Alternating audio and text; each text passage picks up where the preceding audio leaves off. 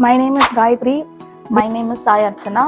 Gut-friendly foods. We have classified gut-friendly foods by food groups. First, cereal, millets, pulses, vegetables and fruits, oils and fatness, milk and animal products.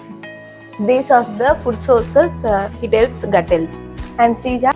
I'm Darshi. This topic is nutrient absorption in the gastrointestinal tract.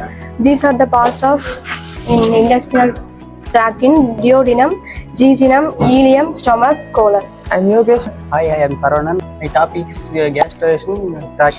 Food is intaken by mouth and travels through liver, stomach, digested through small and large intestine, and nutrients are absorbed in small intestine and finally excreted by anus and rectum. Hi, I am Jayashree. The recipe is oats pancake. Main ingredients is oats and banana. Consume as morning breakfast. Gluten-free food.